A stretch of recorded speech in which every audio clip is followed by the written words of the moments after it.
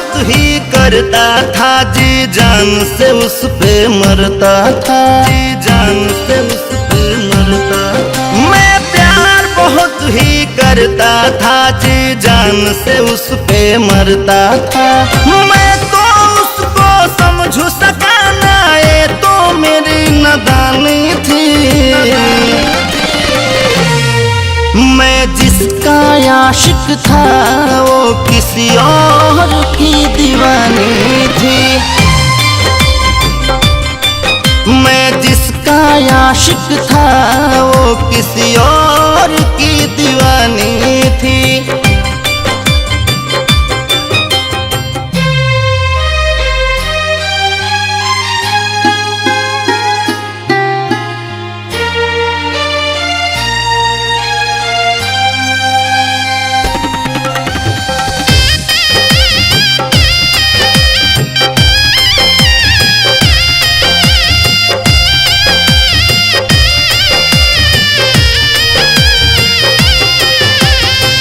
मैंने उससे प्यार किया था, हद से ज्यादा एतबार किया था।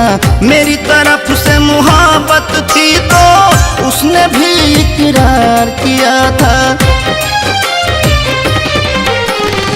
मैंने तो उससे प्यार किया था, हद से भी ज्यादा एतबार किया था। मेरी तरफ से मोहब्बत थी तो उसने भी इकरार किया था। मैं तो उसका प्रेमी था, वो मेरी प्रेम कहानी थी। मैं जिसका आशिक था वो किसी और की दीवानी थी। मैं जिसका आशिक था वो किसी और की दीवानी थी।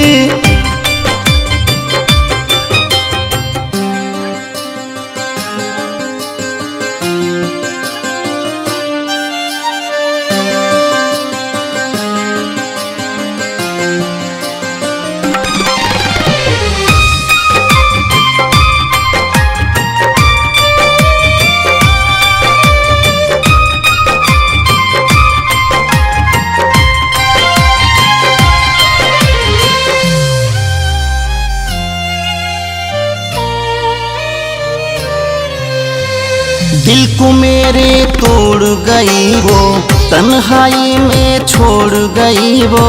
मरती थी जो मेरे लिए वो, मुझसे ही मुंह मोड़ गई वो।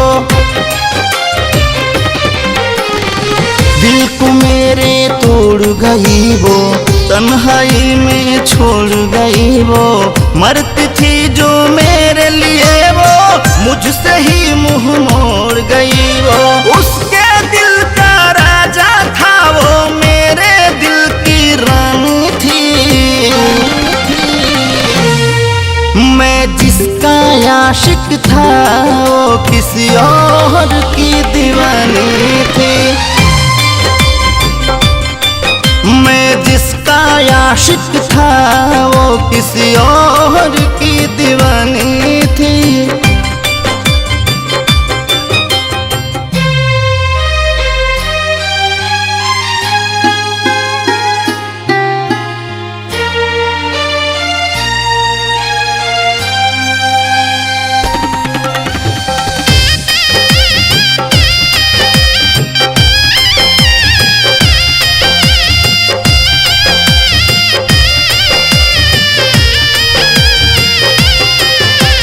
अब किस पे विश्वास करूं मैं, गैर किसे खास करूं मैं। दर्द दिया है उसने इतना, है कैसे बर्दाश्त करूं मैं।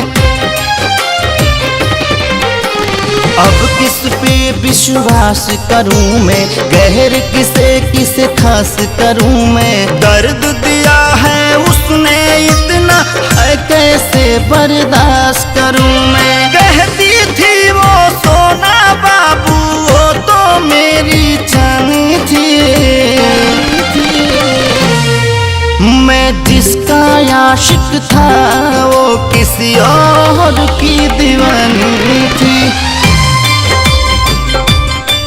मैं जिसका आशिक था वो किसी और की दीवानी थी।